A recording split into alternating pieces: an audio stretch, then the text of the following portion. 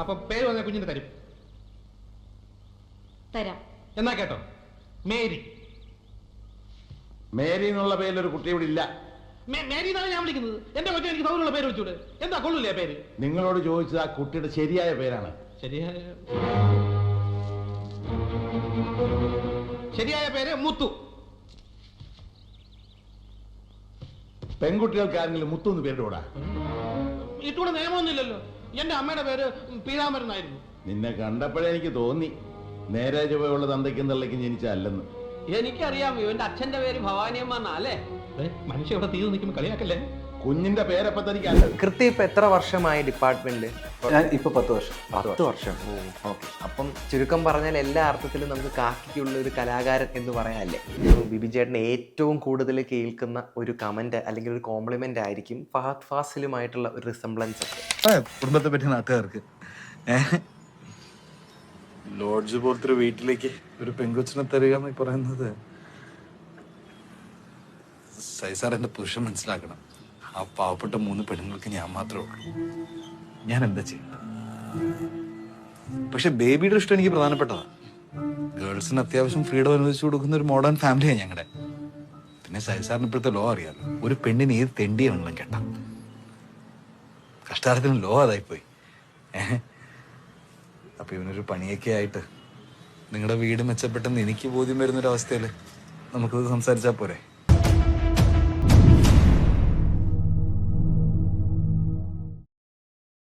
സിനിമാത്തേക്കിൻ്റെ എല്ലാ പ്രേക്ഷകർക്കും സ്വാഗതം. നമ്മുടെ കൂടെ ഇന്നുള്ളത് സോഷ്യൽ മീഡിയയിൽ നമ്മൾ ഒരുപാട് ലിപ്സിങ് ചെയ്യുന്ന ആളുകളെ കണ്ടിട്ടുണ്ടെങ്കിലും ഇദ്ദേഹത്തെ നമുക്ക് ഇദ്ദേഹത്തിൻ്റെ കണ്ണുകൾ കൊണ്ട് തിരിച്ചറിയാൻ സാധിക്കും. ഫഹദ് ഫാസിലിൻ്റെ കണ്ണുകളുമായിട്ടൊക്കെ ഒരുപാട് സാദൃശ്യമുണ്ടെന്നാണ് നീണ്ട നിരയുള്ള കമൻറ്റ് സെക്ഷൻ നമ്മളോട് വിളിച്ചു പറയുന്നത്. അപ്പോൾ നമുക്ക് അദ്ദേഹത്തെ പരിചയപ്പെടാം. മീറ്റ് ആക്ടർ കോപ്പ് അഥവാ ബിബിൻ ജോസഫ്. ചേട്ടാ നമസ്കാരം. നമസ്കാരം. എനിക്ക് തോന്നുന്നു ഒരുവിധപ്പെട്ട ഫോളോവേഴ്സിനും ഫാൻസിനും എല്ലാം അറിയാവുന്ന ഒരു കാര്യം തന്നെയാണ് ചേട്ടൻ്റെ പ്രൊഫഷൻ എന്താണെന്നുള്ളത്. അപ്പം എങ്ങനെയായിരുന്നു ആ പോലീസ് ഡിപ്പാർട്ട്മെന്റിലേക്കുള്ളൊരു വഴിത്തിരിവ്? ആരായിരുന്നു ഏറ്റവും വലിയൊരു ഇൻഫ്ലുവൻസ്? പോലീസ് ഡിപ്പാർട്ട്മെന്റിലേക്ക് എന്ന് പറഞ്ഞാൽ എൻ്റെ ചേട്ടൻ പോലീസുകാരനാണ്. അപ്പം നമ്മുടെ നമ്മൾ പഠിക്കുന്ന സമയത്തൊന്നും അങ്ങനെ ഒരു PSC എക്സാമിനെ പറ്റിയോ അങ്ങനെ ഒന്നും ഒരുപാട് കേട്ടിട്ടില്ല. നമ്മുടെ അടുത്തുനിന്നുള്ള നമ്മളിപ്പോൾ എപ്പോഴും കേൾക്കുന്നത് നമ്മുടെ അടുത്തുനിന്ന് ആരെങ്കിലും ജോലിക്ക് പോവോ അങ്ങനെ എന്തെങ്കിലും ചെയ്താലേ നമ്മൾ അങ്ങനെ കിട്ടിയാറുള്ളൂ. അപ്പം നമ്മുടെ നാട്ടിൽ നിന്നൊക്കെ ഒരുപാട് പേരങ്ങനെ ജോലി അങ്ങനെ കിട്ടിയിട്ടൊന്നുമില്ല. വളരെ റെയറായിട്ടാണ് PSC കാര്യങ്ങൾ പറഞ്ഞത്. ബാക്കിയുള്ള പ്രൊഫഷണൽ ആയിട്ടുള്ള കോഴ്സുകൾ കാര്യങ്ങളൊക്കെ പഠിച്ചിട്ടൊക്കെയാണ് എല്ലാവരും പോകാറുള്ളത്. അപ്പം അങ്ങനെ ഞാൻ എഴുതുന്ന സമയത്തും എനിക്ക് ഇതിനെപ്പറ്റി ഭയങ്കരമായ ഒരു ധാരണ ഉണ്ടായിരുന്നില്ല. പക്ഷെ ഈ പറഞ്ഞ പോലെ ചേട്ടൻ ഉണ്ടായിരുന്നത് കൊണ്ട് എനിക്ക് കുറച്ചൊരു ധാരണ കിട്ടി എന്താണ് പരിപാടി എന്നൊക്കെ ഉള്ളതുകൊണ്ട് അങ്ങനെ പുള്ളിക്കാരൻ പഠിച്ചതൊക്കെ ഞാനും പഠിച്ചു. അങ്ങനെയാണ് ഇതിലേക്ക് വരുന്നത്. അപ്പൊ ചേട്ടനായിരുന്നു ഒരു റോൾ മോഡൽ എന്നൊക്കെ പറയുന്ന? തീർച്ചയായിട്ടും അതെ. ചേട്ടന്റെ പോസ്റ്റ് എന്തായിരുന്നു? ചേട്ടൻ CPO തന്നെ. കൃത്യം ഇപ്പൊ എത്ര വർഷമായി ഡിപ്പാർട്ട്മെന്റില്? ഞാൻ ഇപ്പൊ 10 വർഷം. 10 വർഷം. ഓക്കെ. അപ്പം ചുരുക്കം പറഞ്ഞാൽ എല്ലാ അർത്ഥത്തിലും നമുക്ക് കാക്കിക്കുള്ള ഒരു കലാകാരൻ എന്ന് പറയാല്ലേ. കാരണം വെച്ച് കഴിഞ്ഞാൽ ഇപ്പോൾ പോലീസ് ഓഫീസർ ആയിട്ട് കൂടി തന്നെ അഭിനയത്തിന് വേണ്ടി ഇത്രയും വലിയൊരു അഭിനിവേശവും അതിനുവേണ്ടി ഇറങ്ങിത്തിരിക്കുകയൊക്കെ ചെയ്യുന്നൊരു സാഹചര്യം നമുക്ക് കാണാൻ സാധിക്കും. അപ്പം എന്ന് മുതലായിരുന്നു ഈ അഭിനയത്തിനോടുള്ള ഒരു ആഗ്രഹം തുടങ്ങുന്നത്? അപ്പം ഒരു അഭിനേതാവ് ആവണം എന്നൊക്കെ ഉള്ളൊരു തിരിച്ചറിവ് വരുന്നത് ഇന്ന് മുതലായിരുന്നു? നമ്മുടെ ചെറുപ്പം തൊട്ടുള്ള ഈ പറഞ്ഞ പോലെ സ്കൂളുകളിലുള്ള ചിലപ്പോൾ എനിക്ക് തോന്നുന്നു ഞങ്ങൾ പഠിച്ചുകൊണ്ടിരുന്ന ആ സ്കൂളിൽ ഏറ്റവും വെള്ളിയാഴ്ച ദിവസം ഏറ്റവും ലാസ്റ്റത്തെ പീരീഡ് ഈ പറഞ്ഞ പോലെ നമുക്ക് സ്കിറ്റുകളും കാര്യങ്ങളും ചെയ്യാനായിട്ടുള്ള ഒരു പീരീഡ് ഉണ്ട്. അത് ഇപ്പോൾ ഉണ്ടോ എന്ന് എനിക്കറിയത്തില്ല. അപ്പോൾ അതൊക്കെ നമ്മൾ ആ സമയത്ത് ഈ പറഞ്ഞ പോലെ ഈ കോമഡി മിമിക്സും ഒക്കെയുള്ള പരിപാടിയൊക്കെ കണ്ടിട്ട് ആ സ്കിറ്റ് എടുക്കുന്നു, നമ്മൾ ഈ പീരീഡിൽ അത് ചെയ്യുന്നു. അങ്ങനെയൊക്കെയുള്ള പരിപാടികൾ ആ സമയത്ത് എല്ലാവരും നമ്മുടെ കൂടെയുള്ള അതിലിപ്പോൾ വേറെ കാര്യങ്ങളൊന്നും നോക്കിയൊന്നുമില്ല. അങ്ങനെയാണ് ഇത് സ്റ്റാർട്ട് ചെയ്യുന്നത്. അങ്ങനെ പിന്നെ കുറേ മുന്നോട്ടായി. പിന്നെ നമ്മുടെ സ്കൂൾ കലോത്സവം പരിപാടിയൊക്കെ വരുമ്പം മോണോ ആക്റ്റോ അല്ലെ മിമിക്രി ഒക്കെ ചെയ്യുമ്പം നമ്മൾ പിന്നെ അതിലേക്ക് തന്നെ ആവുകയാണ്. പിന്നെ നമുക്ക് അതിൻ്റെ മേളിലേക്ക് അങ്ങനെ പോകാനായിട്ടുള്ള ഒരു സിറ്റുവേഷൻ നമ്മളങ്ങനെ അതിൽ കണ്ടില്ല. പിന്നെ ഇങ്ങനെ പഠിച്ചു പോയി. ഈ പറഞ്ഞ ആ സമയത്ത് ജോലിയായി കയറി. പിന്നെ അപ്പോഴാണ് സോഷ്യൽ മീഡിയയുടെ പരിപാടികളൊക്കെ വരുന്നത്. ഈ പറഞ്ഞ മ്യൂസിക്കലി ടിക്ടോക്ക് ആ പരിപാടി തൊട്ട് നമ്മൾ അന്നോട്ട് നമ്മൾ വീഡിയോ ഇടുന്ന ചെറുതായിട്ടൊക്കെ ഇട്ട് സ്റ്റാർട്ട് ചെയ്തിട്ടുണ്ട്. പക്ഷെ അതിൻ്റെ ഒരു സാധ്യത എന്താണെന്ന് തോന്നുന്നു നമ്മൾ അങ്ങനെ അറിയുന്നില്ല. നമുക്ക് വീഡിയോ ഇടാനായിട്ടൊരു പ്ലാറ്റ്ഫോം വന്നു, നമ്മൾ വീഡിയോ ഇടുന്നു, അത് 10 പേര് കണ്ട സന്തോഷം എന്നുള്ള കൺസെപ്റ്റിൽ അതങ്ങനെ നമ്മളത് ചെയ്യാൻ പറ്റുന്നുണ്ടല്ലോ എന്നുള്ളതാണ് അപ്പോഴത്തെ നമ്മുടെ സന്തോഷം. ആൾക്കാർ കാണുന്നുള്ളതിലുപരി നമ്മളത് ചെയ്യുന്നുണ്ടോ, കുഴപ്പമില്ല, അത് ചെയ്യാൻ പറ്റുന്നുണ്ടോ, ഓക്കെ, നമ്മുടെ കൂട്ടുകാർക്ക് അയച്ചു കൊടുക്കുന്നു, അവർ നല്ലതെന്ന് പറയുന്നു. അപ്പോൾ അതങ്ങനെ മുന്നോട്ട് പോകുമ്പോഴാണ് ടിക്ടോക്കിൽ ഒരു ചെറിയ 1-2 വീഡിയോ ഒക്കെ കുഴപ്പമില്ലാതൊക്കെ ഇങ്ങനെ വൈറലായി. അപ്പോൾ പിന്നെ നമ്മൾ ചെയ്യാൻ തുടങ്ങിയപ്പം ഒന്ന് വൈറലായാലും ഒന്നുകൂടെ ചെയ്യാം, അങ്ങനെ വന്നു കഴിയുമ്പോഴത്തേക്കും ടിക്ടോക്ക് നിന്നുപോയി. പിന്നെ സത്യം പറഞ്ഞാൽ അങ്ങനെ നോക്കിയില്ല നമ്മൾ. പിന്നെ ജോലി പരിപാടികളൊക്കെ ആയിട്ട് അങ്ങനെ പോയി. അങ്ങനെ അടിക്കുമ്പോഴാണ് ഈ പറഞ്ഞ പോലെ ഇൻസ്റ്റാഗ്രാം കുറച്ചുകൂടെ പവർഫുള്ളായിട്ട് റീൽ പരിപാടിയൊക്കെ ആയിട്ട് വരുന്നത്. അപ്പം ഈ സംഭവങ്ങളെല്ലാം ജോലി കിട്ടിയതിന് ശേഷമായിരുന്നു? ഇതെല്ലാം ജോലി കിട്ടിയതിന് ശേഷം. അതിന് മുന്നേ റീൽസ് പരിപാടികളൊന്നും തന്നെ ഇല്ലായിരുന്നു? ഇല്ല, അതിനു മുമ്പ് ഒരു പരിപാടികളും ഇല്ലായിരുന്നു. അതെ. അപ്പം അങ്ങനെ ഇൻസ്റ്റാഗ്രാമിലേക്ക് ഈ പറഞ്ഞ പോലെ വന്നു. ഇൻസ്റ്റാഗ്രാമിൽ ഇപ്പം എനിക്ക് ഒന്ന് വീഡിയോ ഞാൻ ഇടാൻ തുടങ്ങിയിട്ട്, ആക്റ്റീവായിട്ട് ഇടാൻ തുടങ്ങിയിട്ട് ഒരു 2 വർഷമായിട്ടേ ഉള്ളൂ. അതിൽ കൂടുതൽ അപ്പോഴും ആയിട്ടില്ല. അപ്പോഴും നമുക്ക് ഈ പറഞ്ഞാൽ അതിൻ്റെ ഒരു സാധ്യതകളെ പറ്റി നമ്മൾ പഠിച്ചു കഴിഞ്ഞപ്പോൾ ഈ പറഞ്ഞാൽ ഇത് വൈഡായിട്ട് പോകാൻ പറ്റുന്ന ഒരു സാഹചര്യമാണ്. അല്ലെങ്കിൽ ഇപ്പോൾ ആ സമയത്ത് ഒരുപാട് ഈ ഫെയിമായിട്ട് നിൽക്കുന്ന ആൾക്കാരെ കുറച്ചുകൂടെ ഒക്കെ നമുക്കൊരു സാധ്യതയാണല്ലോ. അപ്പോൾ നമ്മുടെ ഒരു കഴിവ് എന്താണെന്ന് മറ്റുള്ളവർക്ക് മനസ്സിലാക്കി കൊടുക്കാനുള്ള ഒരു ചാൻസ് ആയിട്ട് കണ്ട് അങ്ങനെ ഇട്ട് തുടങ്ങിയതാണ്. Okay okay okay. അപ്പോൾ അങ്ങനെയാണ് ഈ റീൽസിൻ്റെ തുടക്കം. അതെ. ആദ്യം ടിക്ടോക്ക് ആയിരുന്നു, ഫേസ്ബുക്ക്, ഇപ്പോൾ 2 വർഷമായിട്ടാണ് സ്ട്രോങ് ആയിട്ട് ഇൻസ്റ്റയിലെ റീൽസിലേക്ക് കടക്കുന്നതല്ലേ? അതെ. അപ്പോൾ എനിക്ക് തോന്നുന്നു ബിബിൻ ചേട്ടന് ഏറ്റവും കൂടുതൽ കേൾക്കുന്ന ഒരു കമൻറ്റ് അല്ലെങ്കിൽ ഒരു കോംപ്ലിമെൻ്റ് ആയിരിക്കും ഫഹദ് ഫാസിലുമായിട്ടുള്ള ഒരു റിസംബ്ലൻസ് ഒക്കെ. അപ്പോൾ ഞാൻ ശ്രദ്ധിച്ചിട്ടുള്ള കാര്യമാണ്, ഇപ്പോൾ റീലിനൊക്കെ ഇപ്പോൾ ഷമ്മിയുടെ ഒക്കെ റീല് ചെയ്യുന്ന സമയത്ത് അത്രയും ഡീറ്റെയിൽ ഒബ്സർവ് ചെയ്തിട്ടാണ് അത് തിരിച്ച് റീല് ചെയ്യുന്നത്. അപ്പം എങ്ങനെ ഇത്രയും ഡീറ്റെയിൽ പിടിക്കാൻ പറ്റുന്ന, എങ്ങനെ ഇത്രയും ഇഴുകി ചേരാൻ പറ്റുന്ന ഒരു കഥാപാത്രത്തിലേക്ക്? അറിയില്ല, എനിക്ക് തോന്നുന്നു ഒരു പക്ഷേ നമുക്ക് സിനിമ ഒരുപാട് ഇഷ്ടമുള്ളത് കൊണ്ടായിരിക്കും എന്നാണ് എനിക്ക് തോന്നുന്നത്. കാരണം നമ്മുടെ ചെറുപ്പകാലത്ത് ഈ പറഞ്ഞ പോലെ നമ്മൾ ടി വിയിൽ നമ്മളങ്ങനെ ഒരുപാട് തിയേറ്ററിലും അങ്ങനെയൊന്നും പോയിട്ടൊന്നുമില്ല. ഒരുപാട് ഭയങ്കര ഹിറ്റായിട്ടുള്ള പടമൊക്കെ ആണെങ്കിൽ തിയേറ്ററിൽ പോയിട്ടുള്ളൂ. അല്ലാത്ത പടങ്ങളെല്ലാം നമ്മൾ ടി വിയിലാണ് കണ്ടിട്ടുള്ളത്. അപ്പോൾ നമ്മൾ ടി വിയിൽ കാണുമ്പോൾ നമുക്ക് ഭയങ്കര ഇൻസ്പിറേഷനാണ്. ചിലപ്പം ഒന്ന് കണ്ട സിനിമ തന്നെ ആയിരിക്കും പിന്നെ വരുന്ന, അറിയാലോ ടി വിയുടെ ഒരു സാഹചര്യം. അപ്പം നമുക്കിതെല്ലാം നല്ല പടമാണേലും കണ്ടതാണേലും നമ്മൾ ഇങ്ങനെ ഇരുന്ന് കാണും. അപ്പോൾ ഇത് കണ്ട് കണ്ട് കണ്ട് നമുക്ക് ഈ പറഞ്ഞാൽ അവരുടെ മാനറിസങ്ങൾ, പരിപാടി, അവർ ചെയ്യുന്നത് നമുക്ക് സിനിമയെ ഭയങ്കര ഇഷ്ടമുള്ള ഒരു ആളാണ്. അപ്പം നമ്മളിങ്ങനെ കണ്ട് കണ്ട് അത് നമ്മളിൽ ഇതായി. അപ്പോൾ അതേ സാധനം തന്നെയാണ് നമ്മൾ ഇത്രയും വർഷങ്ങൾക്ക് ശേഷം നമ്മൾ റീക്രിയേറ്റ് പലതും ചെയ്യുന്നത്. അപ്പം അങ്ങനെ ചെയ്യുമ്പം ഒരു പക്ഷെ നമ്മൾ ഇഷ്ടപ്പെട്ടുകൊണ്ട് തന്നെയാണ് ചെയ്യുന്നത്. അപ്പം അതെല്ലാം അന്ന് തൊട്ടേ നമ്മുടെ മനസ്സിൽ കിടക്കുകയാണ് ഇങ്ങനെ വരുന്നു. അപ്പം അതുകൊണ്ടായിരിക്കും അങ്ങനെ ചെയ്യാൻ പറ്റും. ഞാൻ ബിബിൻ ചേട്ടനെ ആദ്യമായിട്ട് കണ്ട സമയത്ത്, ഞാൻ അവിടെ വെച്ച് കാണുന്ന സമയത്ത് എനിക്ക് ചേട്ടനെ കണ്ടപ്പോൾ എനിക്ക് പക്ക ഫഹദ് ഫാസിലിനെ എനിക്ക് ഓർമ്മയുണ്ട്. ചേട്ടൻ ഇരിക്കുന്നതും നടക്കുന്നതും ചേട്ടൻ്റെ ആ ചെറിയ നോട്ടവും കാര്യങ്ങളും എല്ലാം എനിക്ക് ഫഹദ് ഫാസിലിനെ എനിക്ക് ഓർമ്മയുണ്ട്. അപ്പോൾ അന്ന് എൻ്റെ കൂടെയുള്ള ആളുകളും എല്ലാവരും എന്നോട് പറഞ്ഞ കാര്യമാണ്, അതായത് നോക്കിയത് ഫഹദ് ഫാസിലിൻ്റെ പറിച്ചു വെച്ചേക്കുന്ന പോലെ തന്നെ ഉണ്ടെന്ന് പറഞ്ഞു. അപ്പം ഇത് ഒരുപക്ഷെ വലിയൊരു ബേർഡൻ ആവാൻ സാധ്യതയില്ലേ? എനിക്ക് തോന്നിയത് ഇത്രേ ഉള്ളൂ. ഇപ്പം ആ വീഡിയോ ഇപ്പം ഞാൻ പറഞ്ഞില്ല, ഞാൻ എല്ലാ തവണയും പറഞ്ഞ ഈ പുള്ളിക്കാരൻ ചെയ്തു വെച്ചിരിക്കുന്ന ഒരു പരിപാടിയാണ്.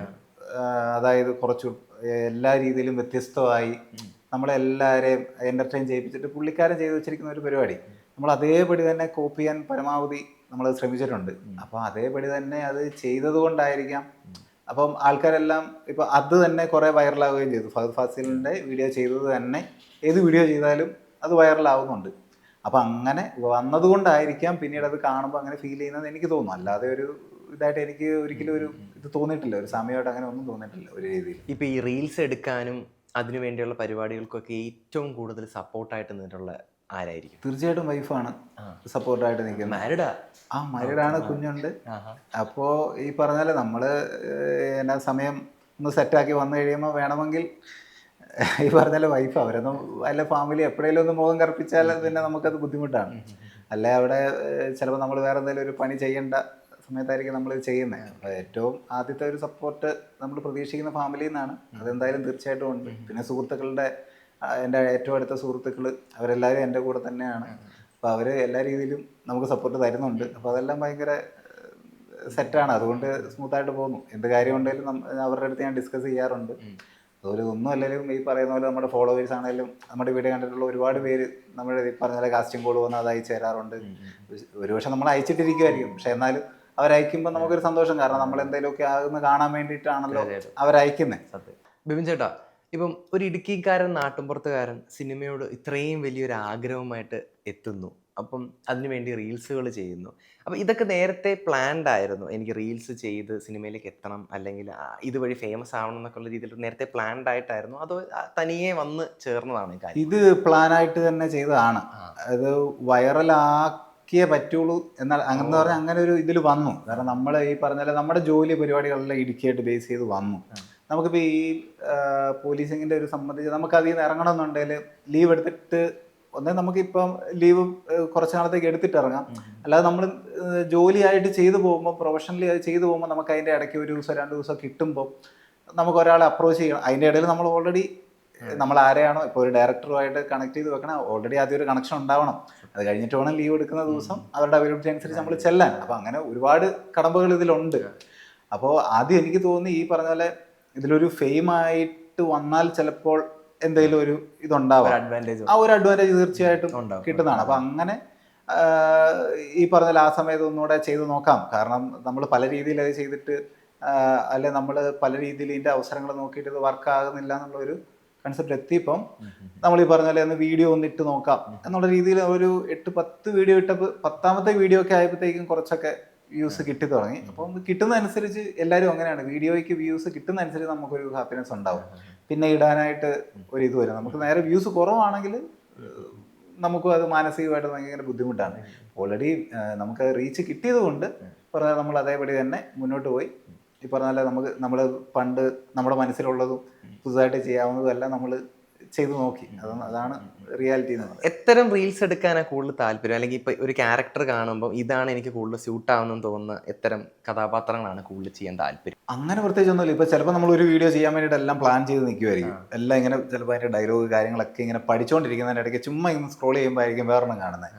അപ്പൊ അത്രയും നേരം പഠിച്ചുകൊണ്ടിരുന്ന മാരിയുടെ എന്നാൽ പെട്ടെന്ന് ഇത് ചെയ്യാൻ ചിലപ്പോൾ അത് ഈസി ആയിട്ട് ചെയ്യാന്നൊരു ഫീൽ തോന്നും. അപ്പോൾ ചിലപ്പോൾ നോക്കും, ചിലപ്പോൾ ഡയലോഗ് ഓൾറെഡി നമ്മൾ കുറച്ച് കേട്ടിട്ടുള്ളതായിരിക്കും, ഇല്ല പെട്ടെന്ന് പഠിക്കാൻ പറ്റുന്നതായിരിക്കും. അങ്ങനെയൊക്കെ പെട്ടെന്ന് അത് മാറിയിട്ട് അത് അവിടെ തന്നെ നിന്നിട്ട് ഇത് ചെയ്യാറുണ്ട്. അങ്ങനെയൊക്കെ വന്നിട്ടുണ്ട്. ഫാഫയുടെ ക്യാരക്ടേഴ്സ് ഒക്കെ പെട്ടെന്ന് ചെയ്യാൻ പറ്റും, അല്ലെങ്കിൽ എനിക്ക് അത്രയും സ്യൂട്ട് ആവും എന്നൊക്കെ തോന്നിയിട്ടുണ്ട്. പുള്ളിയുടെ വലിയ കുഴപ്പമില്ലാതെ ചെയ്യാൻ പറ്റുന്നുണ്ട്.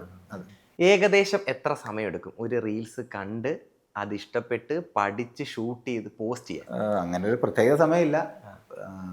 എനിക്കൊന്ന് ഡയലോഗ് പഠിക്കുന്നതാണ് ഇതിൻ്റെ അകത്ത് ഏറ്റവും വലിയ ഒരു കാര്യം. ഈ പറഞ്ഞാലേ ഇപ്പം എല്ലാ നടന്മാരുടെ നമുക്ക് ചേരണം എന്നുമില്ല.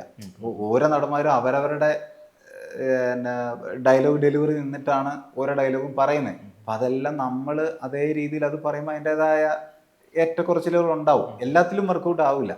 അപ്പം ചിലത് നമുക്കിങ്ങനെ കാണുമ്പോൾ മനസ്സിലായി ഇത് വർക്കൗട്ട് ആവും, റെഡി ആവും. അപ്പോൾ അത് നമ്മൾ ആദ്യം പരമാവധി ഈ പറഞ്ഞ പോലെ ഡയലോഗ് പഠിച്ചിട്ട് ബാക്കി കാര്യങ്ങൾ നോക്കാം. അപ്പം കുഴപ്പമില്ല. ഡയലോഗ് പഠിച്ചു കഴിഞ്ഞാൽ പിന്നെ ബാക്കി അതിൻ്റെ ടൈമിങ് പരിപാടിയൊക്കെ റെഡിയായി അങ്ങ് സെറ്റായി പോയിക്കോളും. ഏകദേശം ഒരു 2-3 ദിവസമൊക്കെ പിടിക്കൂ സാഹചര്യം പോലെ. ചിലപ്പം ഒറ്റ ദിവസം കൊണ്ട് റെഡി ആയതുകൊണ്ട്, ബാക്കി ചിലപ്പോൾ ഒരു 3-4-5 ദിവസം കൊണ്ട് റെഡി ആയതുകൊണ്ട് ഇത് പഠിക്കുന്ന ഒരു പ്രോസസ്സ്. വൈഫ് തന്നെയാണ് കൂടുതലും ഷൂട്ട് ചെയ്യാൻ സഹായിക്കുന്നത്?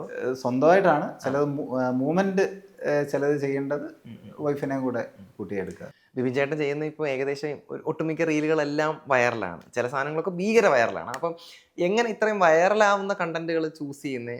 ഈ ഒരു ഡയലോഗ് ചെയ്താൽ അത്രയും വൈറലാവുമെന്ന് എങ്ങനെ മനസ്സിലായി? ഒരുപാട് പേര് കണ്ടിട്ടുള്ള കോമൺ ആയിട്ടുള്ള പരിപാടികളാണ് മിക്കപ്പോഴും എടുക്കാറ്. അപ്പോൾ നമ്മളിപ്പോൾ ആരും കാണാത്തതോ അല്ലെ ഒരുപാട് പേർക്ക് അറിയാത്ത ഒരു സാധനം എടുത്താൽ ഒരുപാട് വർക്കൗട്ട് ആകുമെന്ന് എനിക്ക് തോന്നുന്നില്ല. അപ്പം ഒരു തവണയിലും ഒരു സിനിമ കാണുന്ന എല്ലാവരും കണ്ടിട്ടുള്ള ഒരു സാധനം, അങ്ങനെയാണ് അത് പരമാവധി ചൂസ് ചെയ്യാറ്. അങ്ങനെ ആകുമ്പോൾ പിന്നെ എല്ലാവർക്കും അറിയാവുന്ന ഡയലോഗാണ്. കാരണം എല്ലാവർക്കും അറിയത്തില്ലാത്ത ഡയലോഗാണെങ്കിൽ ഇത് ഏതാന്നുള്ള ഒരു കൺഫ്യൂഷൻ കാര്യങ്ങളൊക്കെ വരും. ഇപ്പം റീൽസിനൊക്കെ വലിയ വലിയ സെലിബ്രിറ്റീസാണ് കമൻറ്റ് ചെയ്യുന്നത്. ഇപ്പം ജോജു ചേട്ടൻ, അഭിലാഷ് പിള്ളை, ആശിഷ് വിദ്യാർത്ഥി, അങ്ങനെ വലിയ സെലിബ്രിറ്റീസാണ് വന്ന് കമൻറ്റ് ചെയ്യുന്നത്. അപ്പം ഈ റീൽസിനൊക്കെ ഇത്രയും കമൻറ്റുകൾ വീണ്ടും ബൂസ്റ്റ് ചെയ്യാറുണ്ട്? എങ്ങനെ ഇപ്പം കോൺഫിഡൻസ് ബൂസ്റ്റ് ചെയ്യാറുണ്ട്, അല്ലെങ്കിൽ ഇനിയും തുടർന്ന് ഒരുപാട് റീൽസുകൾ ചെയ്യണം എന്നുള്ളൊരു രീതിയിലുള്ളൊരു ബൂസ്റ്റ് ചെയ്യാറുണ്ട്? ഇതുപോലെ ഓരോന്ന് ഈ പറഞ്ഞ കമൻറ്റ് വരുമ്പോഴാണല്ലോ നമുക്ക് ഒരു കോൺഫിഡൻസ് ഉണ്ടാകുന്നത്. അപ്പോൾ കാരണം എന്ന് പറഞ്ഞാൽ നമ്മൾ ഉദ്ദേശിച്ച സാധനം ഉദ്ദേശിക്കുന്ന ആൾക്കാരുടെ കയ്യിൽ എത്തുന്നുണ്ടെന്ന് നമുക്കപ്പോൾ മനസ്സിലാവുന്നുണ്ടല്ലോ. അപ്പോൾ ഇവരൊക്കെ കമൻറ്റ് ചെയ്യുമ്പോൾ കമൻറ്റ് ചെയ്യുന്നുണ്ട്, അവരെപ്പോലുള്ള ഇപ്പോൾ ചോദിച്ചായിട്ട് കമൻറ്റ് ചെയ്യുന്നുണ്ട്. അപ്പോൾ ആക്ടേഴ്സിൻ്റെ എല്ലാം അടുത്ത് ഏകദേശമൊക്കെ എത്തുന്നുണ്ടാവും. അപ്പോൾ അതുപോലെ തന്നെ അഭിലാഷേട്ടൻ കമൻറ്റ് ചെയ്യുമ്പം അഭിലാഷേട്ടൻ എല്ലാം ലൈക്ക് ചെയ്യുമ്പോൾ അഭിലാഷേട്ടനെ പോലുള്ള റൈറ്റർമാരുടെ അടുത്തെല്ലാം നമ്മുടെ പരിപാടി എത്തുന്നുണ്ട് എന്നുള്ള അതൊരു പോസിറ്റീവ് വൈബാണല്ലോ. അപ്പം അതിൽ സന്തോഷം. ബിബിൻ ചേട്ടൻ ഇപ്പോൾ ഒരുപാട് ഓഡീഷൻസും മറ്റും ഒക്കെ അറ്റൻഡ് ചെയ്തിട്ടുണ്ടാവില്ല. അപ്പം ഇത്രയും നാളത്തെ ഈ ഓഡീഷനിൽ നിന്നുള്ള എക്സ്പീരിയൻസ് നിന്ന് എന്താണ് പഠിച്ചിട്ടുള്ളത്? ഓഡീഷൻസിൽ നിന്ന് നമ്മുടെ ഫിയർ പരിപാടിയൊക്കെ കുറയും. പരമാവധി നമുക്ക് ഈ പറഞ്ഞാൽ ഇപ്പോഴത്തെ കണ്ടന്റ് ക്രിയേഷൻ നമ്മൾ ചെയ്യുന്നതിൻ്റെ വേറൊരു മോഡാണ്. ഓഡീഷൻ പരമാവധി പങ്കെടുക്കുന്നതാണ് നല്ലതെന്ന് എനിക്ക് തോന്നാറുണ്ട്. ഓഡീഷൻസ് ഈ പറഞ്ഞ സെലക്റ്റഡ് ആയിട്ടുള്ള പരിപാടി കൊണ്ട് ഓപ്പണും ഉണ്ട്. അപ്പോൾ പരമാവധി ഓഡീഷൻസ് പങ്കെടുക്കുവാണെങ്കിൽ നല്ലതായിരിക്കും. എത്രത്തോളം ഉണ്ടെന്ന് തോന്നുന്നു? അത് ഇപ്പം നമ്മൾ പറയേണ്ടതല്ലോ, അതിപ്പോൾ നമുക്കറിയില്ല. പരമാവധി നമുക്ക് കുഴപ്പമില്ലാന്ന് തോന്നുന്നതിൽ നമ്മൾ എന്തെങ്കിലും ഉടായ്പിലും പെട്ടിട്ടുണ്ടോ? ഉടായ്പിൽ പെട്ടിട്ടുണ്ട്. അടിപൊളി. Okay okay. ഇതിനിടയിൽ ഇപ്പോൾ കോണ്ടന്റ് ക്രിയേഷൻ്റെ കാര്യം പറഞ്ഞിരുന്നല്ലോ. അപ്പം ഇതിനിടയിൽ ഞാൻ ഇൻസ്റ്റ നോക്കുന്ന വഴിയിൽ പപ്പടം എന്ന് പറയുന്ന ഒരു മീഡിയ ആയിട്ട് കൊളാബ് ചെയ്തിരുന്നു. എങ്ങനെയാ അപ്പം അവിടേക്ക് എത്തിപ്പെടുന്നത്? പപ്പടം എന്ന് പറയുന്നത് നമ്മുടെ സുഹൃത്തിൻ്റെയാണ്. അപ്പോൾ അദ്ദേഹം ഈ പറഞ്ഞ പോലെ കണ്ടന്റ് എഴുതിയിട്ട് എന്നെ വിളിച്ചിടാൻ നിനക്ക് പറ്റുന്ന ഒരു പരിപാടിയാണ്, ഒന്ന് വന്ന് നോക്ക്, നമുക്ക് നോക്കാമെന്ന് പറഞ്ഞു. തേക്ക് മരത്തിൻ്റെ ഞാൻ ശരി ശരി. അപ്പോൾ പുള്ളിക്കാരനപ്പോൾ ഈ പറഞ്ഞ 2 സ്ക്രിപ്റ്റ് അയച്ചു തന്നു, നോക്കിയിട്ട് വന്നാൽ മതി എന്ന് പറഞ്ഞു. അപ്പം പരിപാടി കൊള്ളാം. അപ്പോൾ കാരണം പുള്ളിയാണ് ഇതിൻ്റെ മെയിൻ. അപ്പോൾ പുള്ളി നമ്മളെ വിളിച്ചിട്ട് നമുക്കൊരു പരിപാടി തരുവാണ്, എടാ നീ മെയിനായിട്ട് നിൽക്കുന്ന ഒരു പരിപാടി ഉണ്ട്, നിനക്കും ഇതിൽ ഔട്ട് നല്ല രീതിയിൽ കിട്ടുന്നതാണ് എന്ന് പറഞ്ഞിട്ട് വിളിക്കുന്നത്. പുള്ളിയാണ് കണ്ടന്റ് ക്രിയേഷൻ എല്ലാം ചെയ്യുന്നത്. അപ്പോൾ അങ്ങനെ വിളിച്ച് ചെന്നാണ്. അപ്പോൾ ഇനിയും അവരുടെ കൂടെ കൊളാബ് ചെയ്യാൻ പറ്റുമെന്ന് വിശ്വസിക്കുന്നു. സിനിമയിലൊക്കെ കയറിയ ശേഷം ഇനി പറ്റുമോ? ഇനി പാടായിരിക്കത്തില്ലേ? സിനിമയിൽ ഇപ്പോൾ കണ്ടിന്യൂസ് ആയിട്ട് സിനിമ കിട്ടുന്ന സാഹചര്യം ഉള്ളപ്പോൾ അപ്പോഴത്തെ കാര്യം, അല്ലാത്തപ്പോൾ നമുക്ക് സമയമുണ്ടല്ലോ, കുഴപ്പമില്ല. സമയം കിട്ടുന്ന പോലെ കിട്ടുന്ന രീതിയിൽ ഇപ്പോൾ ചെല്ലുമ്പോൾ ഈ പറഞ്ഞാൽ 1-2 എണ്ണം ഒക്കെ ചെയ്തിട്ട് തിരിച്ചു വരാം, അങ്ങനെയൊക്കെ കരുതുന്നു. ഇപ്പം ഇത്രയും റീൽസൊക്കെ വൈറലായ സ്ഥിതിക്ക് ഇപ്പം ഏതെങ്കിലും ഡയറക്ടേഴ്സോ ആക്ടേഴ്സോ ഒക്കെ അപ്രോച്ച് ചെയ്തിട്ടുണ്ടോ സിനിമയിലേക്ക് വേണ്ടി? തീർച്ചയായിട്ടും. അത് എനിക്ക് തോന്നുന്നു ഒരു കഴിഞ്ഞ ഡിസംബർ തൊട്ടേ അപ്രോച്ച് ചെയ്ത് നിൽക്കുന്ന ആൾക്കാരുണ്ട് നിലവിൽ. അപ്പോൾ അതൊക്കെ വർക്ക് വരുന്നേ ഉള്ളൂ. അപ്പോൾ പ്രീ പ്രൊഡക്ഷനിലൊക്കെ കിടക്കാൻ പോകുന്നു. ഒരു ജാനുവരി ഫെബ്രുവരി ആ ഒരു റേഞ്ചിലൊക്കെയാണ് പറഞ്ഞേക്കുന്നത്. അപ്പോൾ വർക്കൗട്ട് ആകുമെന്ന് പ്രതീക്ഷിക്കുന്നു. അപ്പോൾ അന്ന് തൊട്ടേ സ്ക്രിപ്റ്റ് എല്ലാം അയച്ചു തന്ന് സ്ക്രിപ്റ്റൊക്കെ വായിച്ച് നിൽക്കുന്ന പരിപാടികളും. ഇപ്പോൾ റീസെൻ്റ് ആയിട്ട് പാതിരാത്രിയിൽ വലിയൊരു വേഷം ചെയ്തിട്ടുണ്ടെന്ന് ഞങ്ങൾ അറിഞ്ഞു. അത് എന്തായാലും സംഭവം? ചെറിയൊരു വേഷം. ചെറിയൊരു അപ്പോൾ എങ്ങനെയാ അതൊക്കെ ഋത്തിന മാമൊക്കെ ആയിട്ട് എങ്ങനെ കണക്ട് ആയത്? അത് ഈ പറഞ്ഞ പോലെ നമ്മൾ ഡയറക്ടർമാരെ കാണാൻ പോകുന്ന രീതിയിൽ നമ്മുടെ നാട്ടിൽ അതിൻ്റെ ഷൂട്ട് നടന്നത്. അപ്പം നമ്മുടെ നാട്ടിൽ നടന്നപ്പോൾ ഞാൻ ഈ പറഞ്ഞ പോലെ നമ്മുടെ നാട്ടിൽ ഷൂട്ട് നടക്കുവാണല്ലോ. അപ്പോൾ ഡയറക്ടറെ ചെന്ന് എന്തായാലും കാണാം എന്നുള്ള കൺസെപ്റ്റിൽ നമ്മൾ ചെന്നു. പിന്നെ ഋത്തിന മാം ഇപ്പം ഫ്രീ ആയിട്ടിരിക്കുന്ന ഒരു സമയം നോക്കി നമ്മളോട് ചെന്ന് അപ്രോച്ച് ചെയ്ത് നമ്മുടെ വീഡിയോ ഒക്കെ കാണിച്ചപ്പോൾ ആ സമയത്ത് ഋത്തിന മാം തന്ന ഒരു അവസരമാണ്. പെട്ടെന്ന് കിട്ടി, വളരെ അൺഎക്സ്പെക്റ്റഡ് ആയിട്ട് കിട്ടിയ ഒരു അവസരമാണത്. ബിബിൻ ചേട്ടൻ ഒരു ഇടുക്കിക്കാരനാണ്, നാട്ടുമ്പുറമാണ്. അപ്പോൾ വീട്ടുകാർ എത്രത്തോളം സപ്പോർട്ടീവ് ആയിരുന്നു? ഇങ്ങനെ വീട്ടുകാർ ഇത് നാളുകളായിട്ട് നമ്മുടെ പരിപാടി കണ്ടുകൊണ്ടിരിക്കുന്നതാണ്. അപ്പോൾ ഇതുവരെ വേറെ നീ ഇപ്പം എന്തോ കാണിക്കാൻ പോകുന്ന എന്നുള്ള രീതിയിൽ ഇതുവരെ ചോദിച്ചില്ല.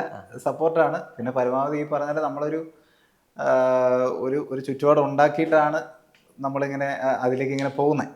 അതായത് ഈ ഡയറക്ടർമാരും അതുപോലെ എല്ലാം ആയിട്ട് ഇപ്പോൾ അടുത്തടുത്ത പരിപാടികൾ നമ്മുടെ അടുത്ത് പറഞ്ഞിട്ടുണ്ട്. വർക്കൗട്ടായ എല്ലാം നല്ല പരിപാടികളാണ്. അപ്പോൾ എല്ലാം നല്ല രീതിയിൽ തന്നെ വരുമെന്ന് വിചാരിക്കുന്നു. ചേട്ടൻ ഒരു പ്രോപ്പർ ഇടുക്കിക്കാരനാണ്. അപ്പം ഈ നാടും നാട്ടുകാരും എത്രത്തോളം സ്വാധീനിച്ചിട്ടുണ്ട് ചേട്ടൻ എന്നൊരു വ്യക്തിയെ മോൾഡ് ചെയ്ത് വലുതാക്കാനായിട്ട്? ഇല്ല, അവിടുത്തെ സുഹൃത്തുക്കളെല്ലാം തന്നെ സപ്പോർട്ടീവ് ആണ്. പിന്നെ അതിലൊരു കാര്യം എന്ന് പറഞ്ഞാൽ എനിക്ക് തോന്നുന്നു ഒരുപാട് പേരങ്ങനെ അവിടെ ഇങ്ങനെ കണ്ടന്റ് ക്രിയേഷൻ പരിപാടിയായിട്ട് പോകുന്ന വളരെ കുറച്ച് ആൾക്കാരുള്ളൂ. അപ്പോൾ എല്ലാവർക്കും ഓരോ പരിപാടിയായിട്ട് തിരക്ക് കാര്യങ്ങളൊക്കെ ഉണ്ട്. പിന്നെ നമ്മുടെ നാട്ടിൽ നിന്ന് അത്ര ഈസി അല്ല പെട്ടെന്നൊരു പരിപാടിയിലേക്ക്, സിനിമയിലുള്ളൊരു പരിപാടിയിലേക്ക് കടക്കാൻ വേണ്ടിയിട്ട്. അതിന് കാരണം എന്ന് പറഞ്ഞാൽ നമുക്കിപ്പോൾ ഈ പറഞ്ഞ പോലെ തന്നെ നമ്മളിപ്പോൾ ഒരു ഡയറക്ടറുമായിട്ട് ഒന്ന് സംസാരിച്ച് നമ്മൾ കുറേ വെയിറ്റ് ചെയ്തിട്ടായിരിക്കും ഒരു ഡയറക്ടറെ അടുത്ത് നമ്മളൊന്ന് പറഞ്ഞ് അവർ നമുക്ക് റിപ്ലൈ തന്ന് നമ്മുടെ കാര്യങ്ങൾ പറഞ്ഞൊന്ന് കൺവിൻസായി നമുക്ക് അല്ല നോക്കാം, നമുക്കൊന്ന് നേരിട്ട് കാണാമെന്ന് പറയുന്നോടം വരെ എത്തുക എന്ന് പറഞ്ഞ ഒരു വലിയ പ്രോസസ്സാണ്. അത് കഴിഞ്ഞിട്ട് നമുക്ക് കാണാമെന്ന് പറയുമ്പം അപ്പോൾ എന്നാൽ ശരി നാളെ കാണാമെന്ന് പറയുമ്പോൾ അയ്യോ നാളെ എനിക്ക് ഡ്യൂട്ടി ഉണ്ട് എന്ന് പറഞ്ഞാൽ അത് വർക്കൗട്ട് ആവില്ലല്ലോ. അത് അവരവരുടെ തിരക്കിൽ നിൽക്കുകയാണ്. അപ്പോൾ അങ്ങനെയുള്ള കുറച്ച് പ്രശ്നങ്ങൾ കാര്യങ്ങളുണ്ട്. അപ്പം അത് പറഞ്ഞാൽ ഇടുക്കി പോലുള്ള ഒരു നാട്ടിൽ നമുക്ക് പെട്ടെന്ന് ഈസിലി അപ്രോച്ച് ചെയ്ത് ഇപ്പോൾ കൊച്ചിയോ അങ്ങനെ വന്ന് നിൽക്കാനായിട്ടുള്ള ഒരു സാഹചര്യ പ്രശ്നമുണ്ട്. അതർവൈസ് കുഴപ്പമില്ല. പോലീസ് ഉദ്യോഗസ്ഥനായിട്ട് എല്ലാ ജില്ലകളിലും ജോലി ചെയ്തിട്ടുണ്ടെന്ന് ഞാൻ അറിഞ്ഞു. ഇനി ആകെ 3-4 ജില്ലകൾ മാത്രമേ ഉള്ളൂ ജോലി ചെയ്യാനായിട്ട്. അപ്പൊ തിരിച്ച് ഇടുക്കിയിൽ വന്നിട്ട് ഇപ്പം എത്ര വർഷമായി? ഇപ്പം 5 വർഷമായി. ഇതിന് മുമ്പ് എറണാകുളത്തൊക്കെ ഒന്ന് ജോലി ചെയ്തിട്ടുണ്ടോ? എറണാകുളത്തൊക്കെ വർക്ക് ചെയ്തിട്ടുണ്ട്. എറണാകുളത്തൊക്കെ നിൽക്കുമ്പോൾ കൂടുതലും ഓഡീഷനൊക്കെ അറ്റൻഡ് ചെയ്യാനായിട്ട് കൂടുതൽ എളുപ്പമായിരുന്നു? എങ്ങനെയായിരുന്നു? ഞാൻ ആ ഒരു സമയത്ത് ഒരുപാട് ഞാൻ പറഞ്ഞില്ല, ആ സമയത്ത് നമ്മുടെ ടിക്ടോക്ക് മ്യൂസിക്കിലൊക്കെ വന്നിട്ടേ ഉള്ളൂ. അപ്പോൾ ഓഡീഷൻസ് 1-2 ഒക്കെ നമ്മൾ പോയിട്ടുള്ളൂ. ആ സമയത്ത് നമ്മൾ ഇതിനെപ്പറ്റി കാര്യങ്ങൾ ഒരു ധാരണയിലേക്ക് വരുന്നുള്ളൂ. കാരണം ഡ്യൂട്ടി ഉണ്ട്, കാര്യങ്ങളുണ്ട്. അപ്പോൾ അത് കഴിഞ്ഞിട്ട് പിന്നെ അവിടുന്ന് ഒരു ഓഡീഷൻ പോക്കെന്ന് പറഞ്ഞാൽ അതിൻ്റെതായ ബുദ്ധിമുട്ട് കാര്യങ്ങളുണ്ട്. അപ്പം അത് കഴിഞ്ഞിട്ട് ഏകദേശം നമ്മൾ ഇടുക്കിയിലേക്ക് പോയ ഒരു സമയത്താണ് നമ്മൾ പിന്നെയും കുറച്ചുകൂടെ ഇതിനെപ്പറ്റി ഒരു സീരിയസ് ആയിട്ടുള്ള ഒരു രീതിയിലേക്ക് നമ്മൾ ചിന്തിച്ചു വരുന്നത്. അപ്പോൾ നമ്മുടെ മെയിൻ കലാപരിപാടി റീൽസിലേക്ക് നമുക്ക് കടന്നാലോ? ഓക്കെ, നമുക്ക് SJ സൂര്യ. അടിപൊളി അടിപൊളി, താങ്ക് യു. വേറെ SJ സൂര്യ അങ്ങനെ എപ്പോഴും നിങ്ങൾ ചെയ്ത് കണ്ടിട്ടില്ല. ഭയങ്കര രസമുണ്ടായിരുന്നു, വളരെ അടിപൊളിയായിരുന്നു. അടുത്തത് നമ്മുടെ വൈറലായ മിന്നാരത്തിലെ മണിയമ്പിള്ള രാജശേട്ടൻ്റെ ആ ഒരു കഥാപാത്രം നമുക്ക് ചെയ്താലോ?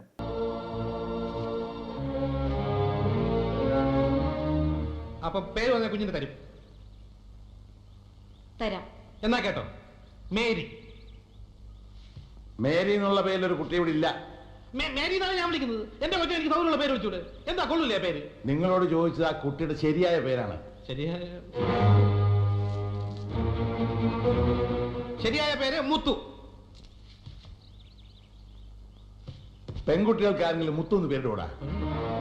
ഇട്ടൂടെ നിയമമൊന്നുമില്ലല്ലോ. എന്റെ അമ്മയുടെ പേര് പീതാംബരൻ ആയിരുന്നു. നിന്നെ കണ്ടപ്പോഴേ എനിക്ക് തോന്നി നേരെ ചുവയുള്ള തന്തയ്ക്കും തള്ളയ്ക്കും ജനിച്ചല്ലെന്ന്. എനിക്കറിയാം ഇവന്റെ അച്ഛന്റെ പേര് ഭവാനിയമ്മ എന്നാ അല്ലേ? മനുഷ്യ ഇവിടെ തീ നിൽക്കുമ്പോൾ കളിയാക്കല്ലേ. കുഞ്ഞിന്റെ പേരപ്പം തനിക്ക് അടിപൊളിയായിരുന്നു. Thank you. Okay okay. അപ്പോൾ നമ്മൾ പ്രേക്ഷകർ നിലയിലും അല്ലെങ്കിൽ ഇപ്പം ഒരു ആസ്പയറിങ് ആക്ടർ എന്നൊക്കെ ഉള്ള നിലയിലും നമുക്ക് ഏറ്റവും സന്തോഷം കിട്ടുന്ന ഒരു കാര്യമാണ് ഡിസേർവിംഗ് ആയിട്ടുള്ള ആളുകൾക്ക് സിനിമയിൽ ചാൻസ് കിട്ടുക എന്നുള്ളത്. ചേട്ടൻ ഇനിയും മുമ്പോട്ട് ഒരുപാട് സിനിമകൾ കിട്ടട്ടെ എന്ന് ആഗ്രഹിക്കുന്നു, പ്രാർത്ഥിക്കുന്നു, ആശംസിക്കുന്നു. അങ്ങനെ തന്നെ സംഭവിക്കട്ടെ. അടുത്ത സിനിമകളൊക്കെ വരുമ്പോഴത്തേക്കും നമുക്ക് എനിക്ക് ഇന്റർവ്യൂ എടുക്കാൻ പറ്റട്ടെ എന്ന് ഞാൻ ആഗ്രഹിക്കുന്നു. തീർച്ചയായും ഒരുപാട് ഇന്റർവ്യൂകൾ എടുക്കാൻ പറ്റട്ടെ. അപ്പോൾ ഇവിടെ വന്നതിന് നമുക്ക് ഇത്രയും നല്ല കുറച്ച് നേരം സമയം ചെലവഴിച്ചതിന് ഒരുപാട് നന്ദിയുണ്ട് ചേട്ടാ. ഒരുപാട് സന്തോഷം. Okay, thank you.